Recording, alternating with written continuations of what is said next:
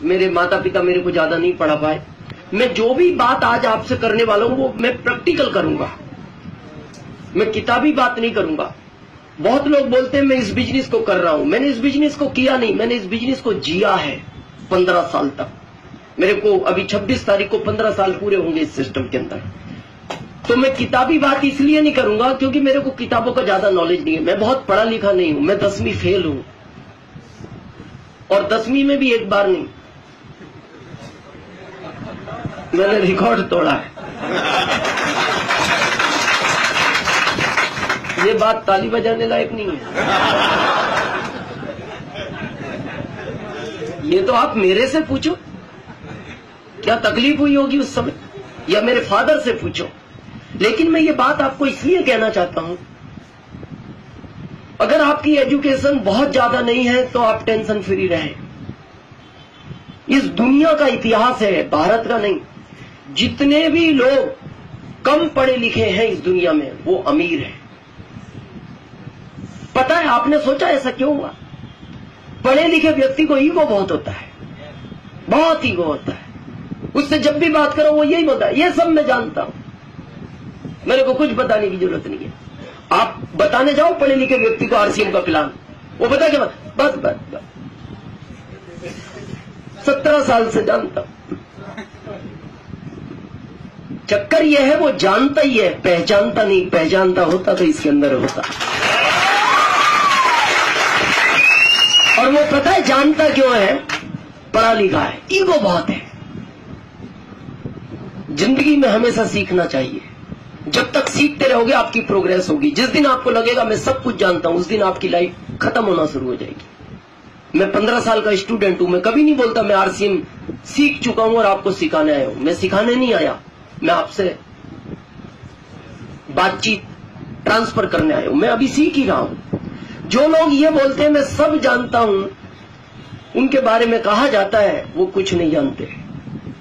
Perfection is the paralysis, उनको दिमाग का लकवा लग गया। मैं बताऊं जो सब जानता है उसका क्या हाल होता है? करूं थोड़ा क्लियर?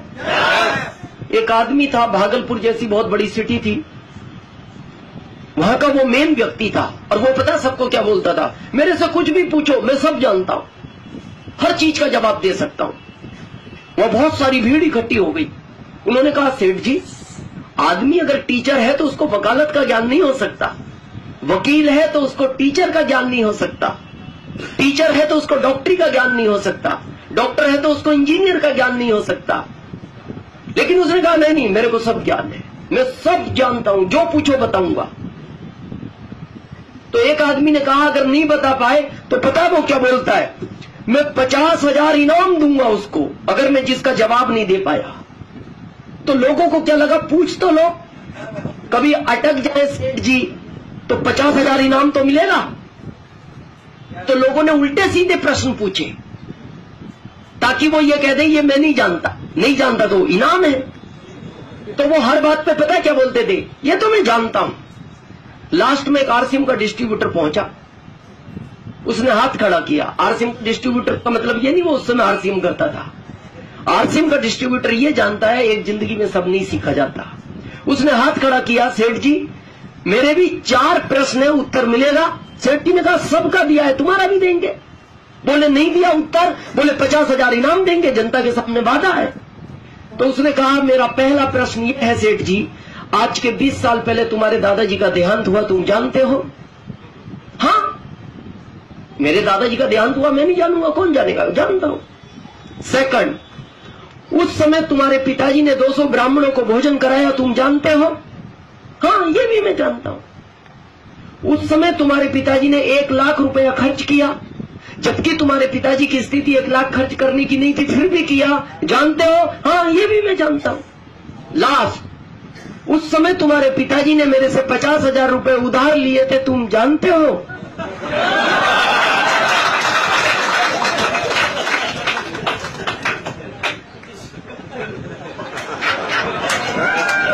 क्या कहे सेठ जी, क्या कहे? अगर कह दे जानता हूं तो याद आगे दे दो, और कह दे नहीं जानता तो इनाम दे दो।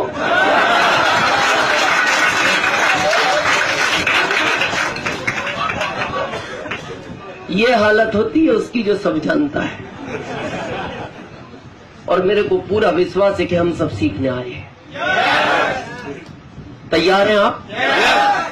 जिसने भी आपको बुलाया है उसने एक नाम बताया होगा आपको आरसीएम बिजनेस का। बहुत सारे यहाँ सीनियर हैं, बहुत सारे लोग कुछ समय से आरसीएम को कर रहे हैं। मैं आज आपको थोड़ा सा माइंडली फ्री करने आया हूं। अब आपको आरसीएम को ज्यादा टेंशन लेने की जरूरत नहीं है। अब आपको ये चिंता करने की जरूरत नहीं आरसीएम चलेगा या नहीं चलेगा, हमारा क्या होगा या बिजनेस हमारा कैसे बढ़ेगा, लोग हमारे साथ आएंगे या नहीं आएंगे।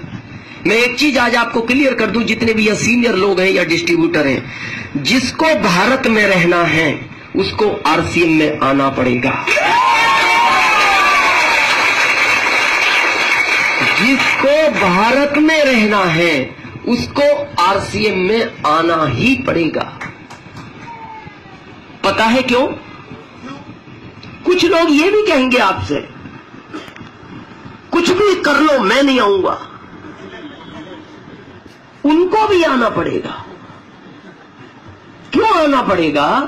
2016 के पहले तक चॉइस थी, आओ या नहीं आओ। 2016 के बाद ये चॉइस खत्म हो गई। क्यों? क्योंकि 2016 9 सितंबर को मोदी सरकार ने इसको कानून में ले लिया। और जो चीज सरकार के कानून में आ जाती है उसको करना फिर इच्छा नहीं होता, मजबूरी होता है। हेलमेट पहनते हो आप लोग?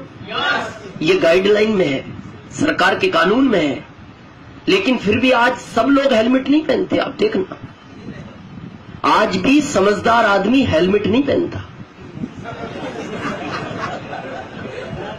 समझदार समझते हो? मतलब जिसको गलियों का ज्ञान होता है, हाँ, गली का ज्ञान, जिसको ये पता है इस गली से निकलने के बाद ट्रैफिक पुलिस वाला नहीं मिलता, वो आज भी हेलमेट नहीं, वो समझदार आदमी है।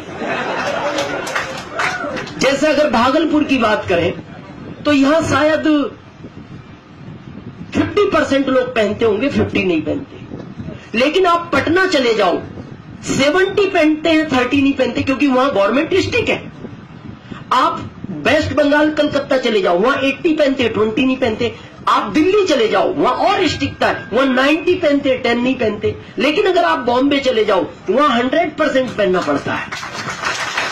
पता वहां क्यों पहनना पड़ता है? वहां सरकार ने गलियों पर भी कैमरे लगा रखे हैं, गलियों पर भी कैमरे हैं। तो आप समझदार बन के निकल तो सकते हैं, लेकिन 5 दिन बाद आपके घर एक लेटर आता है और उस पर पता है क्या लिखा हुआ आता है? गली से निकलने के 500 रुपए जमा कर जाएं। भाई ये आगे, शुक्ला जी प्लीज, नहीं आगे नहीं प्लीज, अब आगे नहीं। आप टाइम तो देखो सर, क्या नहीं आप टाइम पे नहीं आए फिर आगे आ रहे, प्लीज कोऑपरेट करें। अब आप अरे पीछे रहिए, मैं एक प्लीज आप सब प्लीज कोऑपरेट करें। आप मैं एक चीज बीच में बात आ गई सर को देख के, तो मैं थोड़ा क्लियर कर दूं एक पिक्चर और। जीवन में अगर सक्सेस होना है तो टाइम का बहुत ध्यान रखना। अमीर वो ही आदमी बनता है जो टाइम के प्रति सीरियस है। नहीं तो मैं लिखित में दे सकता हूं, आप जिंदगी में कितनी भी मेहनत कर लेना, अगर आप टाइम के प्रति सीरियस नहीं है तो आप कभी अमीर नहीं बन पाओगे, कभी नहीं बन पाओगे। और मैं उदाहरण दे सकता हूं भारत का ही। देखो 4 महानगर है भारत में, दिल्ली, बॉम्बे, कलकत्ता, मद्रास। चारों में पैसे वाला कौन सा है? बॉम्बे। क्यों है बॉम्बे? जबकि दिल्ली तो उससे कई गुना बड़ा है, दिल्ली में जनसंख्या उससे कई गुना ज्यादा है। बॉम्बे ही पैसे वाला क्यों है? बॉम्बे में आदमी टाइम के प्रति सीरियस है। बॉम्बे की स्थिति पता है आपको क्या है? बॉम्बे में आदमी को टाइम बताने का टाइम नहीं है। हमें लगता है इंसानियत के नाते बताना चाहिए, वो आदमी नहीं जानता, वो कहता है इंसानियत कैसी, टाइम इंपॉर्टेंट। अगर आप बॉम्बे में किसी को टाइम पूछोगे ना, बॉम्बे का आदमी टाइम नहीं बताएगा। और बताएगा तो भागते भागते बताएगा। यहां पूछोगे ना, वहां जाके बोलता है 12:30 बजने वाला है। अपने यहां पूछो, ये वापस आके बताता है।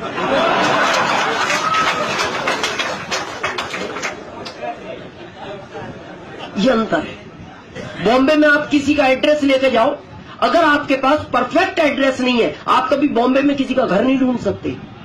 एक ही फ्लैट में आदमी 25 साल से रह रहा है और जाके पड़ोसी को पूछो, भाई साहब वो वर्मा जी रहते हैं ना आपके पास में? वो कहता कौन वर्मा जी? बोले 25 साल से इसी बिल्डिंग में। बोले मैं कोई वर्मा को नहीं जानता। क्यों? उसको वर्मा जी से कोई काम नहीं। पड़ोसी 25 साल से पड़ोसी को नहीं पहचानता। बोलो। और हमारे यहां की बात करो, पूरी कॉलोनी का इतिहास पता है। हमारे यहां का आदमी तो यहां तक जानता है ये आदमी घर से कब निकलता है, किस पुलिया पर बैठता है और किस और मुंह करके बैठता है।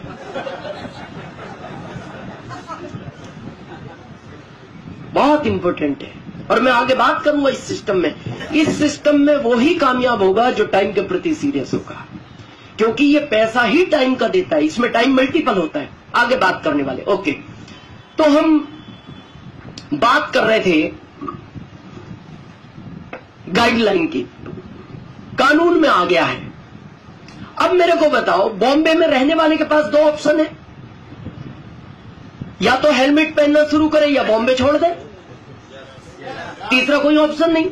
क्या ये स्टिकता एक दिन पूरे देश में नहीं आएगी? आएगी। पटना में लगने शुरू हो गए, वेस्ट बंगाल कलकत्ता में लगने शुरू हो गए, एमपी इंदौर में लगने शुरू हो गए, गुजरात सूरत में लगने शुरू हो गए। हो सकता है आपके भागलपुर में 15 साल बाद लगे। लगेंगे तो सही। क्या होगा फिर ऑप्शन? या तो हेलमेट पहनना शुरू करो या भागलपुर छोड़ दो। अब जब ये चीज कानून में आ गई 9 सितंबर को, तो हो सकता है, मैं मानता हूं भारत के बच्चे को समझने में इसको हो सकता है 20 साल लगे, 25 साल लगे, 30 साल लगे। लेकिन 30 साल बाद क्या होगा? एक ही ऑप्शन है, या तो आ जाओ या भारत छोड़ दो। तो वो घर वालों से पूछेगा, दोनों ऑप्शन है, क्या करना चाहिए? घर वाले कहेंगे भारत छोड़ के जाएगा भी कहां, इससे इसी में आ जाना। आना तो पड़ेगा। जो आज पहली बार आए उनसे मेरा एक निवेदन है, आ ही गए हो तो इसमें अपना नंबर आज लगवा लेना, क्योंकि आज लगवाओगे तो ये नंबर यहां लगेगा, कल लगवाओगे फिर ये यहां लगता है, परसों लगवाओगे यहां लगेगा, नरसों लगवाओगे यहां लगेगा, तरसों लगवाओगे यहां लगेगा। इसमें ऐसा कोई सिस्टम नहीं है अपन 6 महीने कहीं घूम के आए और 6 महीने आने के बाद बीच में शिफ्ट हो जाए। ये सीनियर जानते हैं, जब से हम सरकार के अंडर आए हैं ना, नाम में करेक्शन नहीं करने देती गवर्नमेंट। जब आप फॉर्म फिलअप करते हो ऊपर एक रेड लाइन फ्लिप करती रहती है, नो करेक्शन, सोच समझ के इंटर करें। आप ओरिजिनल डॉक्यूमेंट भी लेके जाओ ना सरकार के पास, सर मेरा एक नाम में स्पेलिंग गलत हो गया, बोले हो गया तो हो गया, अब कुछ नहीं होगा। अब बताओ, जो सरकार नाम करेक्शन नहीं करने देती वो आपको बीच में ले आएगी। आज आओगे तो यहां हो, कल यहां, परसों यहां, नरसों यहां, तरसों यहां, और बरसों बाद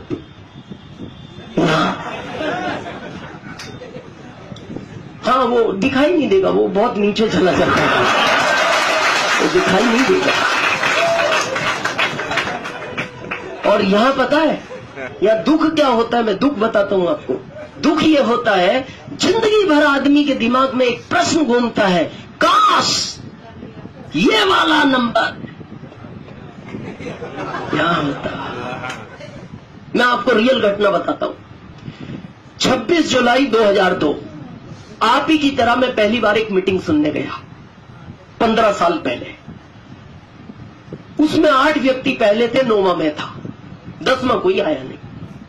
आश्चर्य की बात यह है कि जिसने बुलाया वो भी नहीं आया, और उससे भी बड़ा आश्चर्य इस बात का है वो आज तक नहीं आया। बहुत लोग एक बात बोलते हैं, सर मेरा अपलाइन साथ नहीं दे रहा, मेरा अपलाइन हेल्प नहीं कर रहा। बगैर अपलाइन के भी स्टार रूबी बना जा सकता है, बना जा सकता है। अब जब मैं उस हॉल में घुसा तो उस समय मैं सेमी गवर्नमेंट एमपी कृषि उपज मंडी में काम करता था, 2075 रुपए में मेरी सैलरी हुआ करती थी। उस समय मेरे 3 अधिकारी, मेरे जो बॉस थे, वो उस मीटिंग में पहले से बैठे थे। तो मैं एकदम डर गया। मैंने कहा यार बॉस लोग बैठे, अपने को नहीं बैठना चाहिए। अब टिकट तो ले लिया था, तो मैंने सोचा पीछे बैठ जाओ, अगर मुड़ के कोई सा बॉस देखेगा बाहर निकलेंगे। लेकिन जैसे ही मैं इंटर हुआ, बॉस ने तुरंत मुड़ के देख लिया। कैसे आए हो दिनेश? सर जैसे आप आए हो। किसने बुलाया है? सर वो तो आएंगे। मैंने कहा सर आप बैठो, मैं जा रहा हूं। नहीं नहीं बैठ, तू भी बैठ, बैठ, सुन ले, जब आया है तो सुन ले। अब जब मीटिंग शुरू हुई, ध्यान से सुनना, जब मीटिंग शुरू हुई 1 घंटे बाद वो तीनों लोग उठ के चले गए। क्यों उठ के चले गए? पढ़े लिखे थे, दिमाग ज्यादा था, चले गए। मैं बैठा रहा। मीटिंग एंड होने के बाद मैंने उसी समय 1 घंटे बाद आरसीएम को ज्वाइन कर लिया, जबकि मेरी सैलरी 2075 और ज्वाइन करने के लिए उस समय चाहिए थे 1480। स्थिति नहीं थी, फिर भी किया मैंने, इधर उधर जुगाड़ करके तुरंत 1 घंटे में ज्वाइन किया। अगले दिन जब मैं जॉब पे गया तो वो मेरे तीनों बॉस बोलते हैं, उसमें जो मेन बॉस था उसकी सैलरी उस समय 7000 हुआ करती, जो मेन था। तो मेरे को वो मेन बॉस बोलता है दिनेश रात में कब आए? मैंने कहा सर मीटिंग एंड होने के बाद। पूरी मीटिंग सुनी? हाँ। मैंने कहा सर आप तो 1 घंटे बाद गया। अरे बोले कुछ नहीं। मैंने कहा सर एंड ही तो अच्छा था, वो आपने देखा नहीं? एंड वाला जो सीन था वही कीमती था। बोले क्या कीमती था? मैंने कहा इतना कीमती था मैं रात को ही ज्वाइन हो गया। बोले बहुत जल्दी की? मैंने कहा हाँ सर, वो लास्ट का जो मेरे को पॉइंट लगा वो इतना पावरफुल था, मैंने उसी समय जुगाड़ करके ज्वाइनिंग ले ली। फिर पता वो मेरे को क्या बोलते हैं? मैंने कहा सर आपका क्या विचार है? उनका, अब उनकी कहानी सुनना, क्या बोलते हैं? दिनेश ये पढ़े लिखे लोगों का काम नहीं है, इसको अच्छे लोग नहीं करते, ये बेवकूफ लोगों का काम है। और जो कम पढ़े लिखे लोग होते हैं वो ऐसा काम करते हैं, लेकिन तूने सही डिसीजन लिया है। समझे आप? इनडायरेक्टली उनको जो मेरी बेइज्जती करनी थी वो लास्ट लाइन में कर दी। क्या बोले? ये पढ़े लिखे लोगों का काम नहीं है, ये अच्छे लोगों का काम नहीं है, ये बेवकूफ लोगों का काम है, पर तूने सही डिसीजन लिया है। कि मतलब उसमें तू सबसे पहले शामिल होता है। 3 साल पहले तीनों ज्वाइन हुए हैं। 3 साल पहले तीनों ज्वाइन हुए। एक का रॉयल्टी हुआ मार्च में, एक का लीडरशिप हुआ, एक का वाइटल निकला, और वाइटल मेन बॉस का निकला है क्योंकि वो सबसे आखिरी में आया है। कुछ दिन पहले की कहानी है, उन्होंने मेरे को फोन किया, दिनेश कहाँ हो? मैंने कहा सर मैं दिल्ली एयरपोर्ट पे हूँ। कहाँ जा रहे हो? मैंने कहा सर मैं रतलाम आ रहा हूँ। कब तक आ जाओगे? मैंने कहा सर 3 घंटे में। कोई विशेष? बोले नहीं, इसके फ्यूचर के लिए बात प्लानिंग करना था। मैं गया, मैंने कहा सर रात को मिलते। बोले नहीं आप टूर से आ रहे हो, मॉर्निंग मिलते। मॉर्निंग होटल में वो चाय पी रहे थे तीनों। मेरे को फोन किया हम इस होटल में, दिनेश जी आ जाओ। मैं जब वहां पहुंचता हूं, उन्होंने एक चाय और ऑर्डर किया। आप विश्वास नहीं करोगे, जो मेन बॉस था ना, बात करते करते उसकी आंख में आंसू झलक आए। तो मेरे को लगा घर में कोई ट्रेजेडी हो गई होगी। तो मैंने कहा सर क्या हुआ? मेरे लायक कुछ काम? बोले नहीं तुम्हारे लायक कुछ। सर कुछ हो तो बताओ। बोले दिनेश इसमें तुम कुछ नहीं कर सकते। मैंने कहा सर फिर भी कुछ तो। बोले इसमें तुम कुछ नहीं कर सकते। मैंने कहा सर फिर भी क्या हुआ? बोले दिनेश बस एक ही बात का दुख है, काश ये वाला नंबर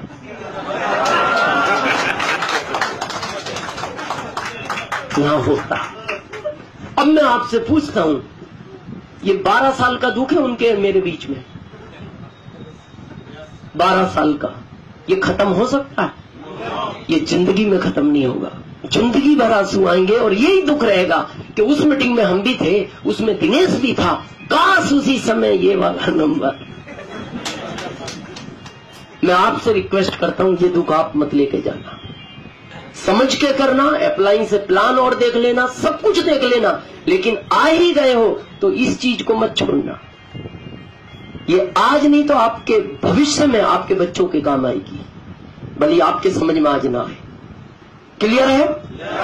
हम सब यहां इकट्ठे हुए हैं इसलिए कि सबको पैसा चाहिए। एग्री है मेरी बात से? जितनी भी प्रॉब्लम इस दुनिया में है शायद पैसे के लिए है। भाई भाई से लड़ता है कारण पैसा है, बच्चे माँ बाप से अलग हो जाते हैं शायद कारण पैसा है, 4 बर्तन जिस घर में होते हैं आवाज आती है सहमत हैं आप मेरी बात से? पैसे को लेकर एक बात याद आती है मेरे को, बड़े ध्यान से सुनना। पैसा आज की क्या जरूरत है। एक बार एक अर्थी जा रही थी, अर्थी यू नो अर्थी, अर्थी एकदम सिंपल थी, उसके पीछे हजारों लोग लाइन में थे, भीड़ थी बहुत।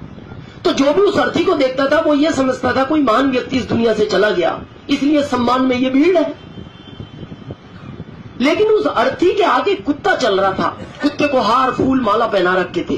तो जो भी देखता था वो कंफ्यूज हो जाता था कि इस अर्थी में इस कुत्ते का क्या काम है। और कुत्ता वो भी सजा हुआ, सजाना था तो इस अर्थी को सजाना था। हर व्यक्ति टेंशन में था। एक आदमी को सहन नहीं हुआ, वो दुकान से भागा भागा आया और जो लोग अर्थी को कंधा देके जा रहे थे, 4 लोग, आगे वाले व्यक्ति से जाके पूछता है, भाई साहब इस अर्थी पर कौन है? उसने कहा मेरी पत्नी है। बोले ये कुत्ता किसका है? बोले कुत्ता मेरा है। बोले आपने कुत्ते को इतने हार क्यों पहनाए हैं? बोले मेरी पत्नी इसी के काटने से मरी है। उसका तो दिमाग खराब हो गया। उसने कहा अजीब आदमी हो, पत्नी को कुत्ते ने काट लिया, पत्नी मर गई और तुमने कुत्ते को सजा दिया। उसने कहा आप पहले मेरी बात तो सुनो, मैं एक बहुत गरीब परिवार का लड़का हूं। मेरी माँ ने लोगों के घरों में बर्तन साफ किए, कपड़े साफ किए, पोछा लगाया, मेरे को पढ़ाया और मैं इकलौता लड़का हूं मेरे माँ बाप का। मेरे को बड़ा किया, डिग्रियां दिलाई और भारत सरकार ने मेरे को नौकरी नहीं दी। मेरी शादी हो गई। रोज मेरी पत्नी घर से एक लिस्ट देती थी बाजार से सामान लाना। अब मैं बेरोजगार था, जब मेरे को काम मिलता ले आता था, नहीं मिलता नहीं ला पाता था। अब जिस दिन मैं नहीं ला पाता था ये लड़ती थी मेरे से, बोलती थी क्यों शादी की आपने मेरे से जब आपके पास पैसा नहीं था। मैं बड़ा परेशान हो गया, रोज की लड़ाई से मैं तंग आ गया और मैं चाहता था किसी भी तरह ये छुटकारा हो। और ये शुभ काम मेरे इस कुत्ते किया। तो वो जो आदमी आया था वो पता है क्या बोलता है उस आदमी से, धीरे से कान में, भाई साहब क्या ये कुत्ता एक दिन के लिए उधार मिलेगा?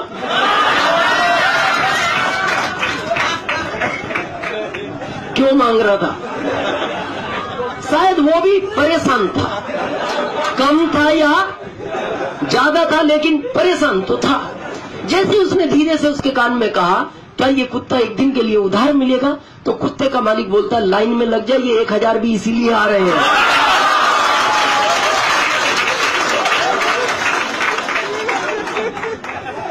तकलीफ तो है, तकलीफ है,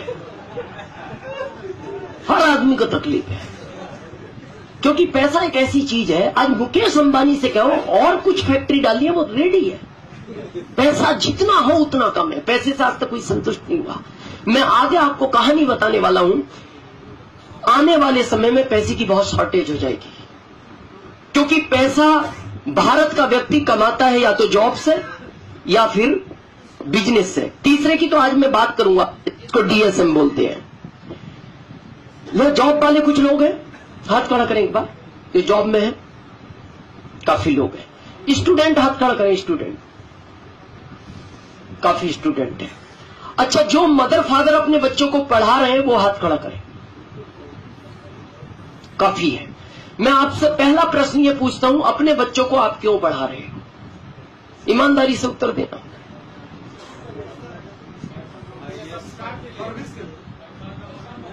पैसा पढ़ा के कमाने के लिए तो पढ़ाई नहीं चाहिए। धीरू भाई अंबानी पढ़े लिखे नहीं थे। मैं रियल बताऊं, आप जॉब के लिए पढ़ा रहे हो। अच्छा कोई गवर्नमेंट में जुगाड़ हो जाए, जॉब मिल जाए। मैं आपको ये बताने वाला हूं, आप बहुत गलत फहमी में जी रहे हो। 2025 के बाद भारत में जॉब नहीं है, जॉब ही नहीं है। आपको पता है, शायद अभी अंदाज नहीं है, क्योंकि आप ना तो सर्च करते हो इन चीजों को। वही चीज मैं आपको बताने वाला हूं, टेक्नोलॉजी चेंज हो रही है। देखो जॉब कहां कहां लगता है, ध्यान से सुनना। जॉब टीचिंग में लगता है, जॉब बैंक में लगता है, जॉब पुलिस में लगता है, जॉब रेलवे में लगता है, जॉब आर्मी में लगता है। अब मैं टीचर की बात करता हूं। अभी तक टीचर में यह था किसी भी समय जाओ, साइन कराओ, जितना पढ़ाओ पढ़ा दो। सरकार को यह लगा ये टीचर सीरियस नहीं है। अब सरकार ने बड़े कॉलेज में एलईडी लगा दिए। अब उसमें टीचर की एंट्री नहीं है। बच्चे आएंगे, टाइम से एलईडी चलेगा, उसमें से ही सामने वाला एलईडी से ही प्रश्न उत्तर करेगा बच्चों से। अब उनको आदमी चाहिए ही नहीं, और वो टाइम पे पढ़ाएगा, टाइम पे छोड़ेगा। यानी आने वाले समय में सरकार को टीचर नहीं चाहिए। सेकंड आता है पुलिस। पुलिस क्यों रखती है सरकार? चौराहे पे खड़ा होकर ध्यान रखे कोई गाड़ी ना निकल जाए, कोई गलत आदमी ना निकल जाए, कुछ गलत काम ना हो जाए। अब ये चौराहे पे खड़ा तंबाकू मल रहा है, गाड़ी निकल गई। बाद में सरकार को पता लगा गाड़ी तो इसी रूट से निकली थी। वो कहता है सर मैं अटेंशन खड़ा था। बोले तुम खड़े थे, गाड़ी निकली कैसे? सरकार को लग गया ये आदमी सीरियस नहीं है। आने वाले समय में सरकार हर कोने पे कैमरे लगाएगी। उसे पता है इससे सीरियस आदमी कोई नहीं है, रात में भी जागता है, चींटी नहीं निकल सकती इसकी निगाह से बचकर। अब आने वाले समय में सरकार को पुलिस नहीं चाहिए। कोई गलत एक्टिविटी करेगा कैमरा पकड़ेगा, सीधी उसको सजा होगी। अब तीसरा लगता है बैंक में। बैंक में क्यों चाहिए आदमी सरकार को? एक पैसा देने वाला, एक जमा करने वाला। तो आप देखना जो बैंक में देने वाला पैसा होता है, तो कई बार कैशियर बरसात में नोट चिपके होने की वजह से कई बार एक ज्यादा भी दे देता था। कुछ लोगों के साथ हुआ होगा, जैसे देने थे 80 दे दिए 81। फिर वो फोन करता है सर वो 500 का एक नोट ज्यादा चला गया सर, वो शाम को जब सिल्लक मिलाई ना। इसका मतलब सरकार को पता लग गया आदमी सीरियस नहीं है, ये नोट ज्यादा दे देता। एटीएम ले आई, एटीएम ने कभी आपको एक नोट ज्यादा दिया? देखो कितना सीरियस आदमी है। बरसात में भी चिपका हुआ ज्यादा नहीं देता, उसको डाउट होता है वहीं रोक लेता है, एरर दिखा देता है, बोले बाद में मैं शांति से गिन के दूंगा। है सीरियस। और फिर वो जो बैंक में पैसा देता है ना, वो मैनेजर को 5 बजे घड़ी दिखा देता है, सर मेरा टाइम हो गया। एटीएम बोलता है सर मैं रात के 2 बजे भी बाहर खड़ा हूं, आप कभी भी आपका आदमी भेजो, मैं 24 घंटे सेवा में हूं और सैलरी भी नहीं लूंगा। आपने एक बार मेरे पे इतना खर्च किया है, वो बहुत बड़ा एहसान है आपका मेरे ऊपर। अब रहा कौन? लेने वाला। अब बैंक के लेने वाला एटीएम भी बाहर ला रही है। उस एटीएम में एसबीआई, पंजाब नेशनल, सारी बैंकें लाएंगी। गवर्नमेंट ने पास कर दिया प्रोजेक्ट, सब बैंक के बाहर एटीएम लगाएंगी जिसमें पैसा जमा करोगे, रात में जाओ। अब रहा चेक का, चेक वाले एटीएम भी बैंकें ला रही हैं, चेक भी बाहर लगेंगे, वहीं से स्क्रीन करेगी, वहीं कुछ गलती होगी वो बोल देगा कंप्यूटर इसमें करेक्शन करो, उसके बाद वहीं से आप जिस बैंक में ट्रांसफर करना उस बैंक में ट्रांसफर कर दो। अब बैंक में आदमी नहीं चाहिए सरकार को। अब बचा क्या? रेलवे। रेलवे में क्यों चाहिए आदमी? ट्रेन चलाने वाला, गार्ड, टीटी, टिकट देने वाला, टिकट लेने वाला, टिकट चेक करने वाला। मैं अभी दिल्ली से आ रहा हूं, हमारा जो ये यूनिक इन वर्ल्ड का ऑफिस है ये सेक्टर 11 द्वारिका में है, तो मैंने कार्ड बनवा रखा है हमारे रेलवे का। अभी दिल्ली में बगैर ड्राइवर की ट्रेन चालू कर दी सरकार ने। उसमें ना ड्राइवर है, ना गार्ड है, ना टीटी है, ना टिकट देने वाला है, ना लेने वाला है, कोई नहीं है, सब कंप्यूटराइज है। उसमें सिस्टम पता कैसा? एक गेट है, इस गेट पे इस कार्ड को दिखाओगे और वो स्क्रीन करेगा तो गेट खुलेगा, आप अंदर जा सकते हो, ट्रेन में बैठ ही नहीं सकते। उसके बाद वो कंप्यूटराइज है, आके रुकेगी 5 मिनट, सारे गेट खुलेंगे, आप अंदर हो गए, कंप्यूटर देख लेगा बाहर कोई नहीं है, गेट बंद होंगे, चल पड़ेगी, अगले स्टॉपेज पर रुकी। अब आगे जब उतरोगे तो फिर एक गेट निकल लेगा, कार्ड दिखाओगे, फिर उतना पैसा कट जाएगा, आप बाहर इंटर हो सकते हो। अब उसमें गार्ड टीटी कुछ नहीं। तो भारत का आदमी क्या सोचता है? जुगाड़ू है ना, बोले इसमें कोई चेक करने वाला नहीं है, अपन 2-4 स्टेशन ज्यादा घूम के आएंगे। तो अब आपको जाना था 11, उतरे 13 पे जैसी कार्ड दिखाओगे तो पता अंदर कंप्यूटर में से क्या आवाज आएगी? आपको उतरना तो 11 पे था, गलती से 13 पे आ गए, इसलिए 11 की जगह 33 रुपए कट गए, धन्यवाद।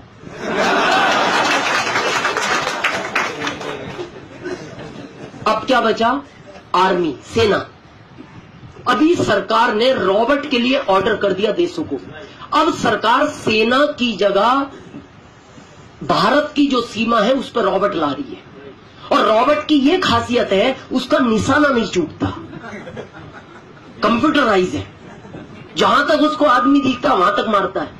और दूसरी खासियत यह है उसको कोई मारे उसको फर्क नहीं पड़ता। अब मैं आपसे जो लास्ट प्रश्न पूछ रहा हूं वो ये पूछ रहा हूं, आप अपने बच्चों को पढ़ा क्यों रहे हो?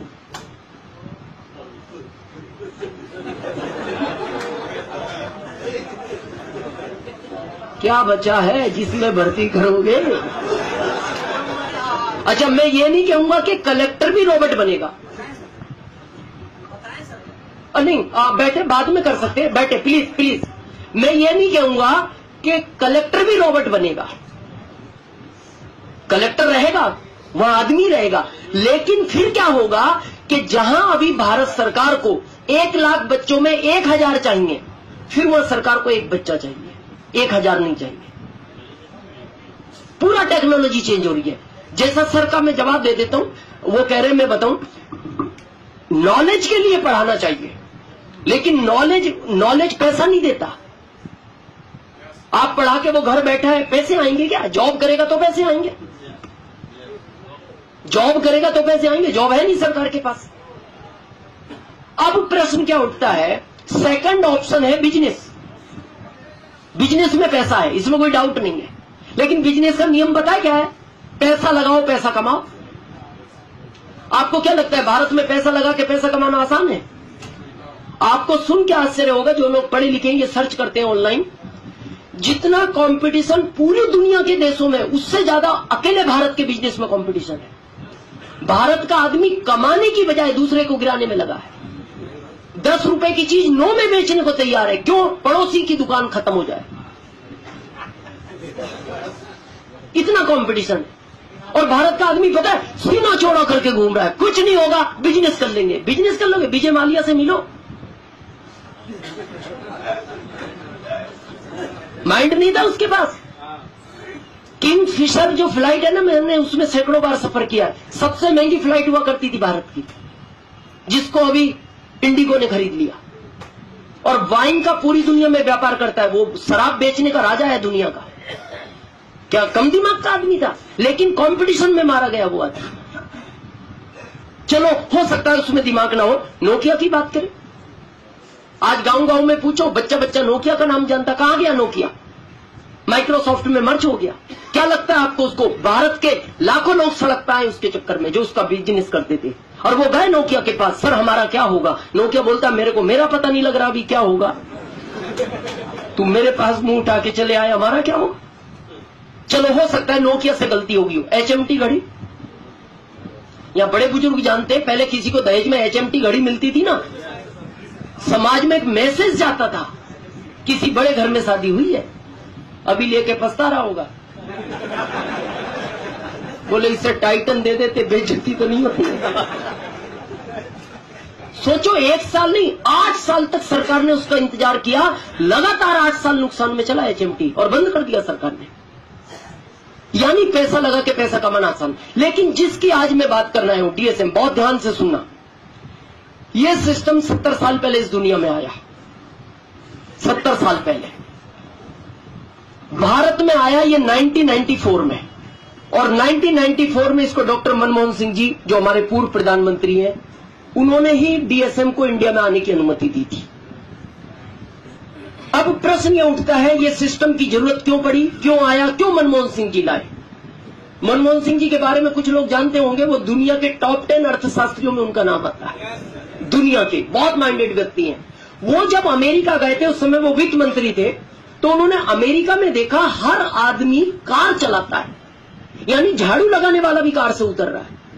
तो उन्होंने उस आदमी को रोक के पूछा, अपना पूरा उन्होंने गाड़ियां रुकवाई, बोले इस आदमी को बुला के लाओ जो कार से आया है। उससे पूछा, भाई ये कार किसकी है? बोले कार किसकी नहीं, कार इसकी है। बोले तू झाड़ू लगाता है? बोले ये मेरा प्रोफेशन है। बोले झाड़ू लगातार कार मेंटेन करता है? बोले सर आप आगे जाके मत पूछना, यहाँ हर व्यक्ति के पास कार है। क्यों? बोले हम जो भी खरीदते हैं ना, उसका हमारे घर में 45% वापस आ जाता है। यहाँ हर व्यक्ति पैसे वाला है, हर व्यक्ति के पास कार है। अब आगे जाके मत पूछना कार किसकी है। उन्होंने ये बात उनके दिल को छुई। उन्होंने अमेरिका गवर्नमेंट से बात की, क्या ये सिस्टम भारत में नहीं चल सकता? अमेरिका गवर्नमेंट ने कहा चल सकता है, आप वित्त मंत्री हो, आपको अधिकार है, चलाओ तो चला दो। उन्होंने कहा क्या मेरा देश आपके देश की तरह अमीर बनेगा? तो वहां की गवर्नमेंट का स्टेटमेंट पता है क्या था? मनमोहन सिंह जी, आपका भारत बहुत बड़ा देश है, अगर भारत का आदमी सिस्टम को समझता है ना, तो आपका देश अमीर नहीं, वापस सोने की चिड़िया बन जाएगा, वापस सोने की चिड़िया बन। लेकिन अब प्रश्न ये उठता है, बना क्यों नहीं? 1994 से बहुत लंबा अरसा हो गया। मैं बताऊं क्यों नहीं बना। मनमोहन सिंह जी से उस समय एक बहुत बड़ी गलती ये हो गई, वो इस पे कानून नहीं ला पाए। अगर उसी समय इस पे कानून आ जाता ना, DSM पे, आज भारत का नक्शा चेंज होता। अब कानून क्यों नहीं लाए? गलती उनकी भी नहीं थी, भारत के थे ना। उनको क्या लगा कि भारत में 20-25 साल तो बगैर कानून के चीज चलती रहती है, कहां इतना टेंशन लेना। लेकिन इसकी आड़ में पता क्या हुआ, करंट की पोजीशन बता रहा हूं, क्योंकि मैं दिल्ली बैठता हूं 5 दिन में, मानव अधिकार में प्रदेश अध्यक्ष हूं एमपी का, तो सरकार के साथ मेरी 5 दिन मीटिंग रहती है दिल्ली। सरकार के पास जो आंकड़ा है वो करंट में 32,900 कंपनियों का है। इसकी आड़ में इतनी कंपनियों ने जन्म ले लिया भारत में। आज देखो ना, ऐसी ऐसी कंपनियां आई भारत में, 5 साल में पैसा डबल, 4 साल में डबल, 3 साल में डबल, 2 साल में डबल, 1 साल में डबल, और 2016 के एंड में तो ऐसी कंपनियां आ गई थी, सुबह जमा करो शाम को डबल। कहां से होगा? इतना लूटम लाट चला। इसलिए मोदी सरकार ने 9 सितंबर को इस पे गाइडलाइन बनाई। और आप आरसीएम वालों के लिए गर्व की बात यह है, इस 32,900 में गाइडलाइन के हिसाब से इंडिया नहीं दुनिया में आप टॉप नंबर पर हो।